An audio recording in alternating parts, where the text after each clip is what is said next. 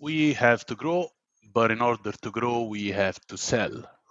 But we have to grow faster, always faster and faster and faster. So we have to sell faster. But what happens when we have to sell faster? Probably we have to discount a lot. So, what happens when we discount? This is the main topic I'd like to discuss today with Alessandro Monti. Ciao, Alessandro. Ciao, ciao, Tobias. It's good to be here. Thanks for the invite. Alessandro knows quite a lot about pricing, about discounting, and about all these, let's say, clever stuff. But before we start, just let me ask you to introduce yourself, Alessandro, for those who don't know you.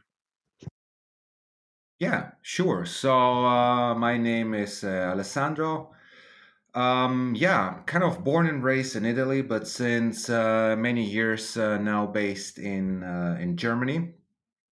I have an economics degree. In a nutshell, did PhD in pricing as well, and then probably the first very important touch point with pricing. So you mentioned the clever stuff, so I think pricing is clever stuff.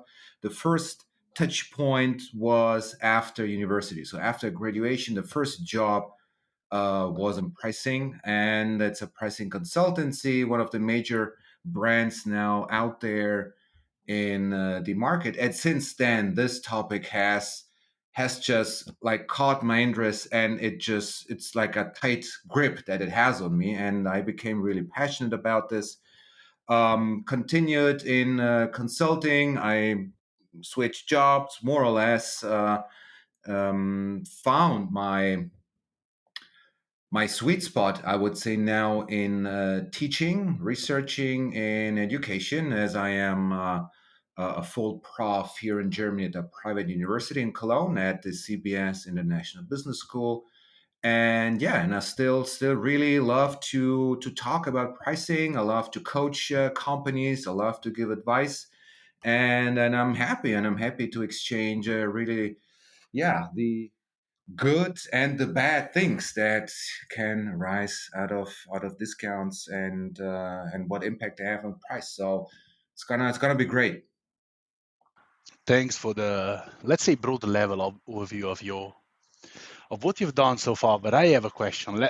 Let me start from how I get to know you, how I arrived. I reached out to you because I was looking for like a specialist in pricing and discount when I was like probably last year when I was working on a deal where the price pressure was extremely high. So I said, I need some advice. I need someone. Then I found your profile on LinkedIn. I was really proud that you are Italian. So this is because I was looking at a kind of, international profile. You get an Italian, it's like, wow. But then a question popped up in my mind is that what fascinates you the most about pricing, about discount, about these types of fields?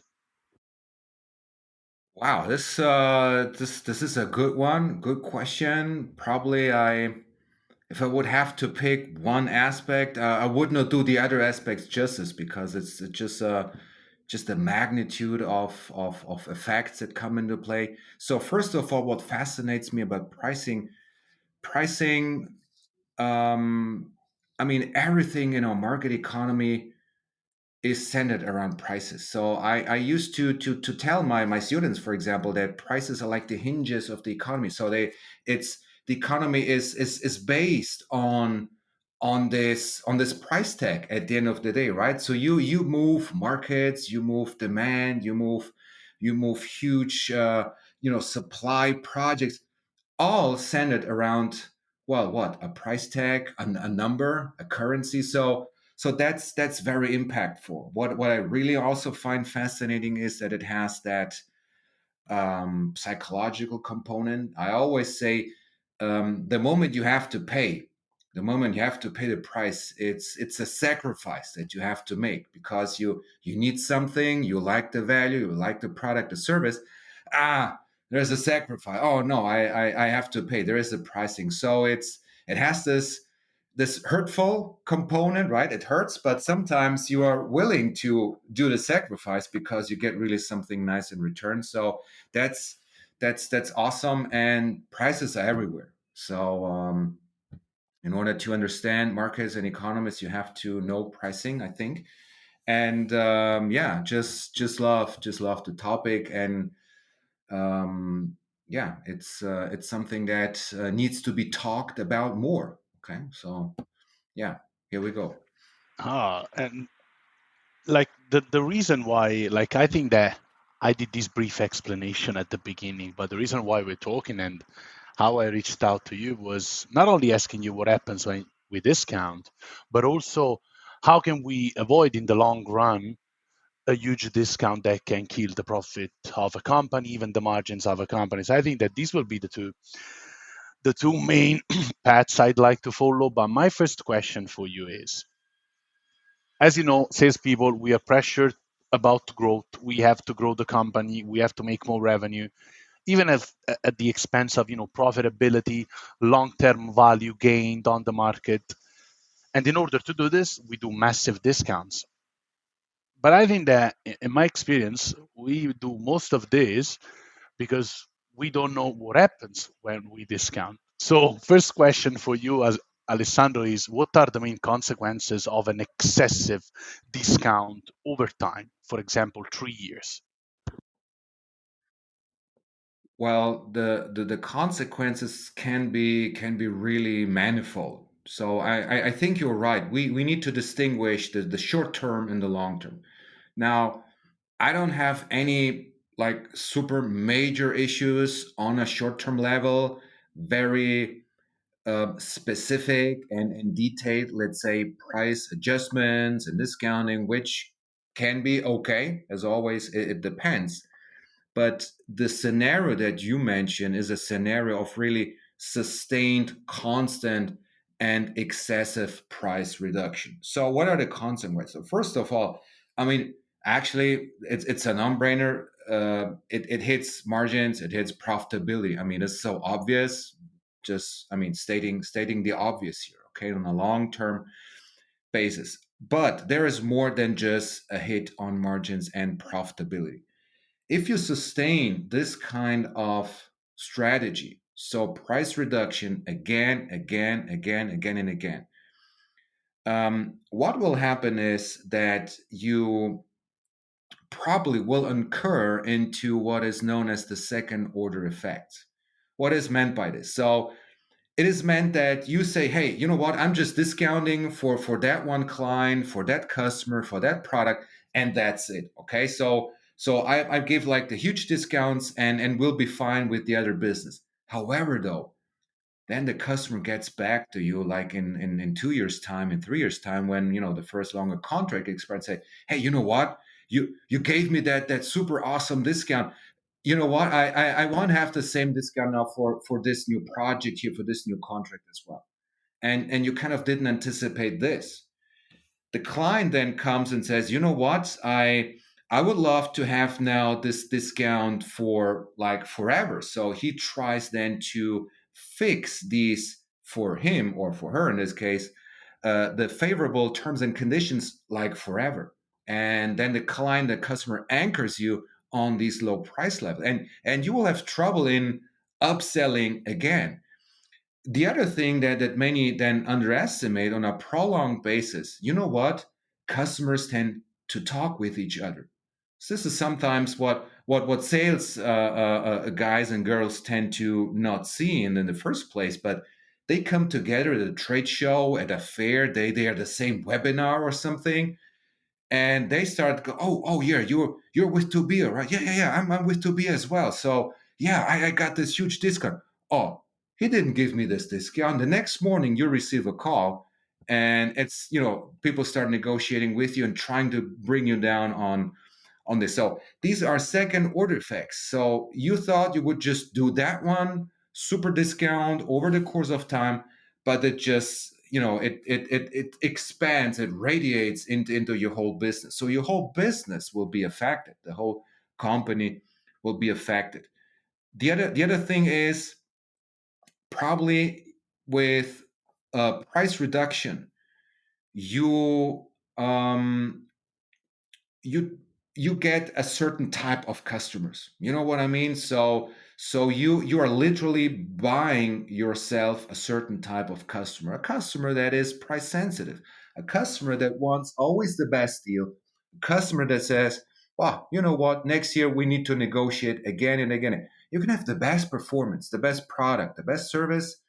It's a very price sensitive customer. It's a customer that is not loyal, and a prolonged, intensive discount policy, yeah, you will probably attract a certain cohort of customers, and then these are probably not the most profitable, not the best customers that you want to have in your portfolio. So um, I think these are effects in the long term, among many others. I mean, maybe we can address them later on, but these are real effects. Something that you don't see now in the short term, I think is fine in the short term, but in the long term, this kind of manifests itself. And yeah, it's complicated. It's complicated.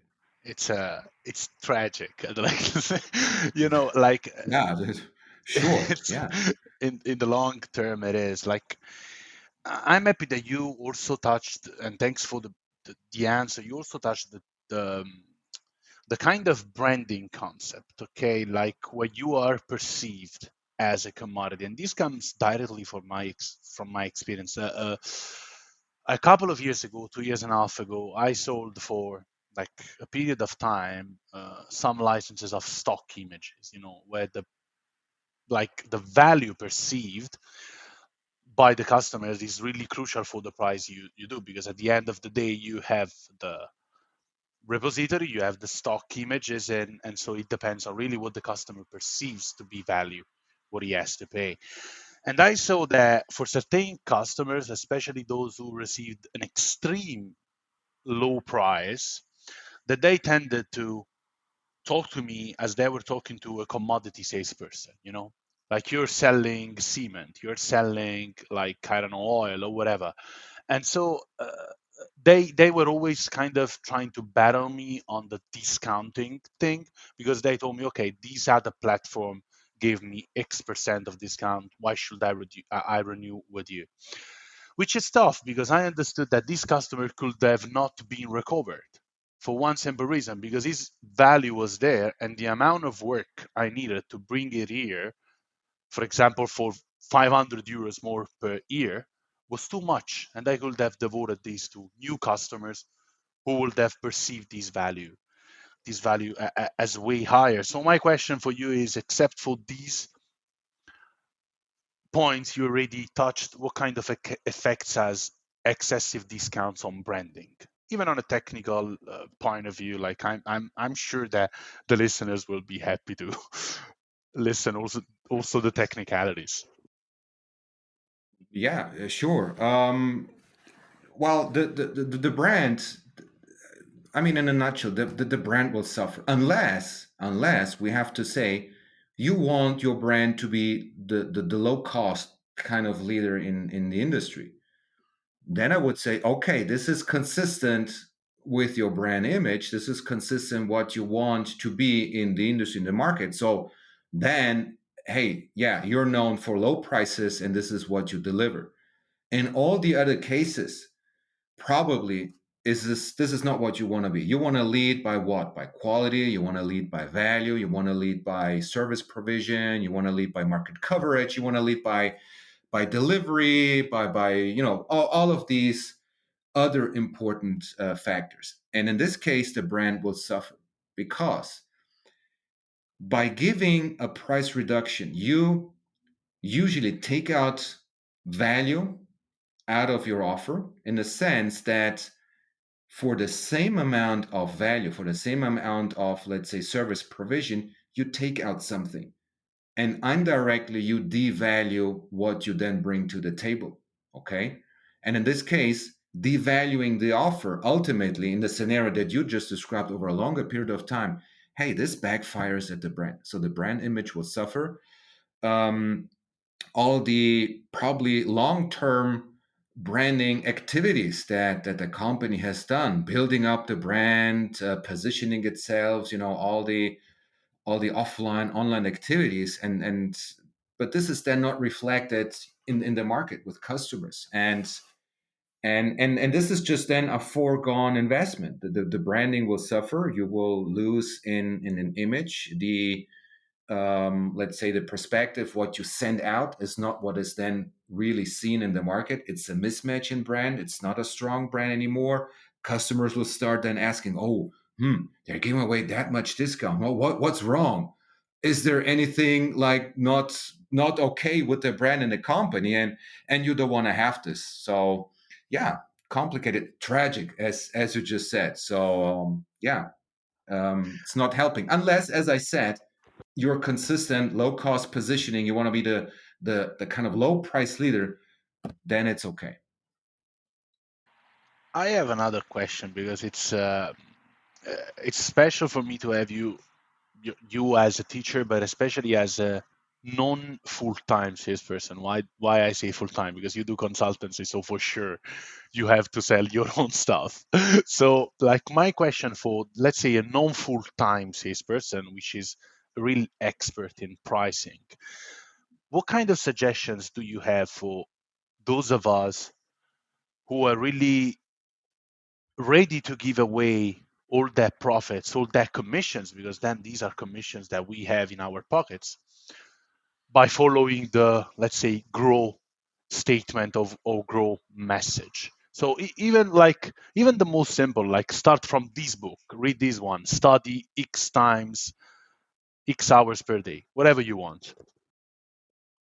Yeah, that's a good one. As someone who is a non salesperson, but someone who has dealt with sales projects, with sales excellency, challenges and questions, I think if you want to approach this whole topic of growth, profitability, and discount, I think the very first and important step is probably to think about an alternative mindset. So, what is it that I mean?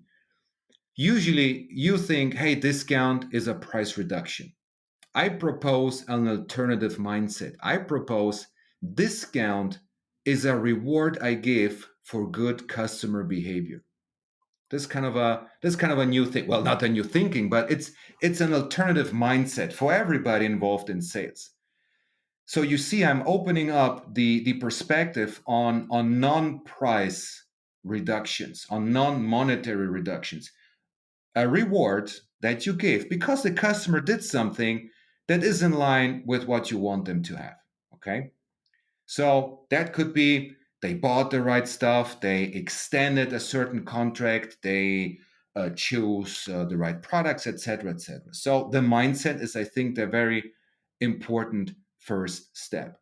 Rewards that I give for good customer behavior.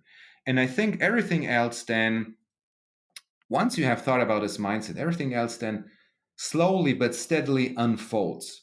So it means that you start researching on alternative solutions for non-monetary reductions.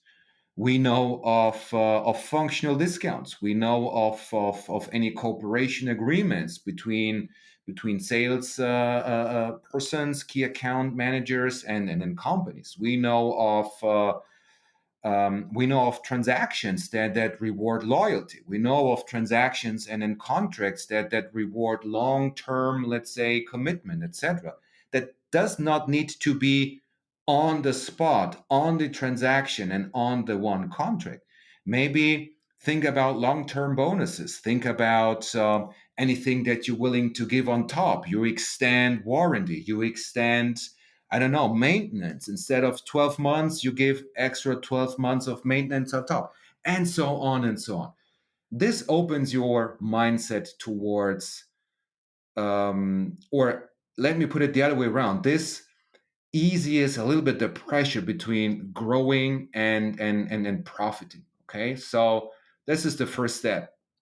And the next step is the ones who want to really dig deeper into this. I do recommend, well, follow me first of all on LinkedIn. But there's like tons of stuff into this, right? There is the more academic books. We have more the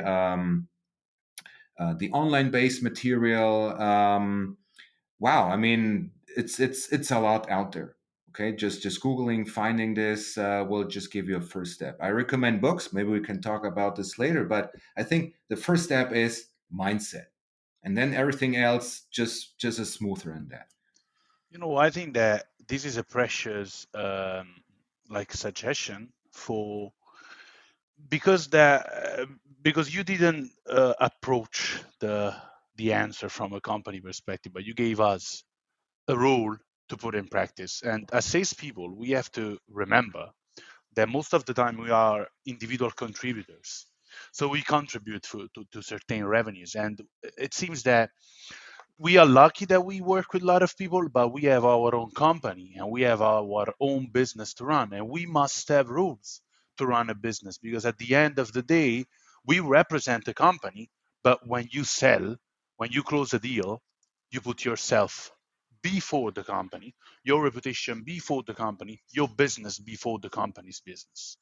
And thank you for the mindset. And I have my rules of conduct, which I try to, apply every deal. Sometimes I don't make it, but let's say that I track the progresses like time over time. Like this year was better than last year for sure, which was worse than the year before, but probably also for the pandemic. And no, but yeah, and like talking about these type of rules that we have to give us and pricing and discount, like pricing is a massive subject, and I'm seeing that now it's started getting traction. I think that when you started studying pricing, discounts, and all the topics, you were one of the few. But now we have configure price software, which help pricing things. We have pricing committees. We have pricing associations. Like, what kind of paths do you have to someone who wants to work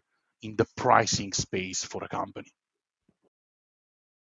So, wow, an ideal profile of someone who really wants to build a career in this. So, first of all, you need to have a genuine interest in all things that touch product and all things that touch the customer. You have to have a certain analytical skill. I'm not saying that you need to have like an engineering degree. You don't have math PhD, but you need to be comfortable to have that quant and a methodological approach and a strategy focus as well. So because pricing is such an important element in all more or less all departments, you have to really have the kind of 360-degree perspective on all things. So just have a look around and then be interested in every parts of the company. But I think genuine interest in customer, genuine interest in product. Got to be a product guy, definitely, or a service guy. It depends.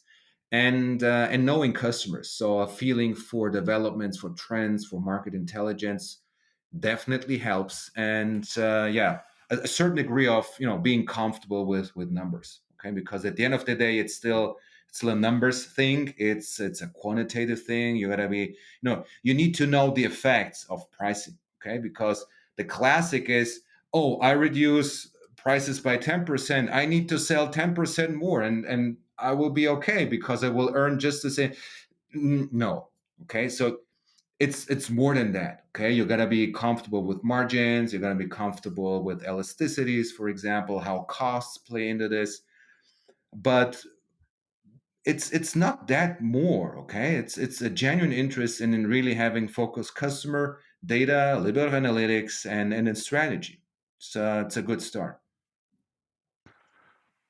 You touched the book topic like a few minutes ago, and I really would like to ask you what kind of books, resources do you think or do you suggest us to read? And when I say us, I say salespeople, only to make us aware of the consequences of pricing. Then, if we want, we go deep, like something that really shows us, guys, this is the mess you're doing.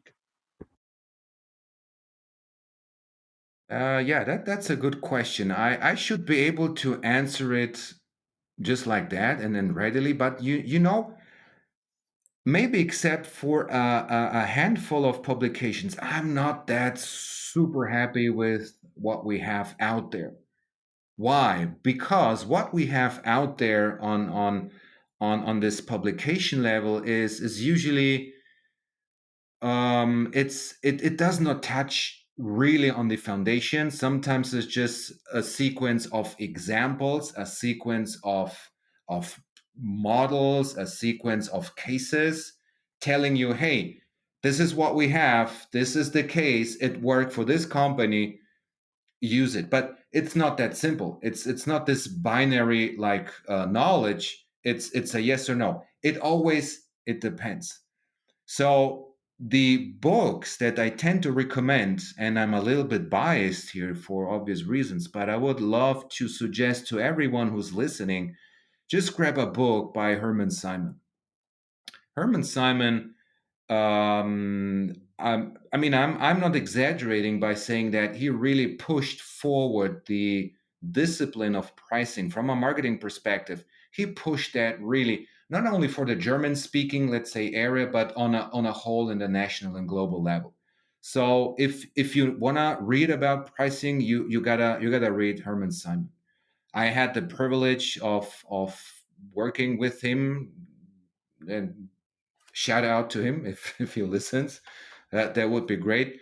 But I mean, that it's just one of the greatest pricing slash management thinkers that we have out there. So he has academics in his portfolio. He has let's say a narrative based books in his portfolio. He has something about inflation. So wherever you just catch in, and then to put it in the Italian saying, right? So wherever you kind of try to fish, you will catch the appropriate publication by Herman Simon. Um, and besides that, if you're looking for online sources, um, there are venture capitalists. For example, OpenView as a venture capitalist does a lot of digital slash SaaS pricing publications. Cool stuff that we have from these guys from this team. We have individual contributors. If you're looking into let's say more product oriented PLG, product led growth stuff, sales led growth stuff. So all the more modern, fashionable concepts, just Google these and you will eventually bump into these. But books, it has to be Herman Simon. Period. There is no alternative. No, but I will for sure take a look at the publications, the books, and thanks for this. Regarding indeed any association, like do you think there is a certain association, I don't know, probably the pricing expert association, that we can just subscribe the newsletter to in order to digest every week a chunk of content? Um, to my knowledge, we have two major associations of pricing enthusiasts. So, first of all, we have the EPP, the European Pricing um, Association, which does good stuff. They do really good stuff. So, first of all, they offer courses, they offer seminars, so you can qualify as a certified pricing manager, and it's just an upskilling in this segment. So I'm not sure if they have a newsletter, but they have content, they have valuable content. So that's um that's the EPP. We have then the Professional Pricing Society, I think. Yes, the PPS, probably more US based, less European based, but I mean, yeah, the topic is anyway global, so don't be scared about this. I think they offer a newsletter. They have content available. They have, of course, bigger conventions where you can sign up and join them. So these are the two um, associations that provide more content, more material, that provide seminars, trainings, and et cetera, et cetera. So probably joining selected webinars, to get a foothold into this, to inform yourself, okay, where is this going, um, is probably the first step, and those two associations offer this. Thank you for this. Like now, I think that we're almost there. We covered everything, and I just have a couple of questions for you on a personal level because I'm always interested in when I see like professors like you who have a great career as professors, but also a great one in consultancy. So my question is, what will happen next? Like, what's your future? Like, do you see yourself in teaching, like for the next years and doing consultancy, or do you see yourself, I don't know, joining a, a company, a startup as a board member, for example? Like, what's in your vision? Yeah, well, what's my vision? Well, what's my crystal ball telling me? Well, so first of all, I do like academics. I really like teaching, having a dialogue with young people, with my students. It's always great to to interact with them, to train, to teach them, but also then getting something back. So I like this very much. So yes, I will definitely stay in the world of academics, teaching. I would love to research more. Actually, I would love to deep dive into certain topics. Probably it's a timing thing, right? So gotta have the time.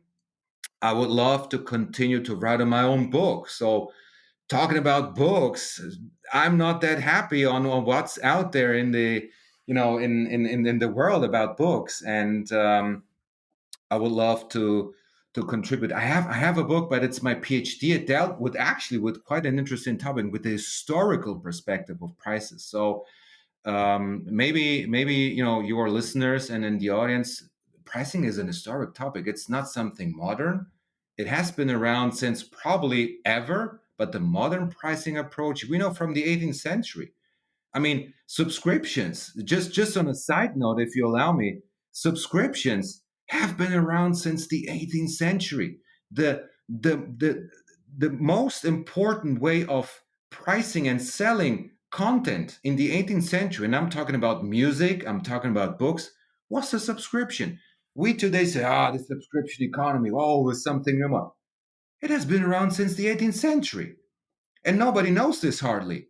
But yeah, you see the point. Sometimes we have phenomenons that we tend to regard as so disruptive, as so innovative, but history tells us differently. Maybe 300 years ago the methods were different, but the problems were the same, the challenges were the same. Hey, I have content, I have a product, I need to sell. What's the price?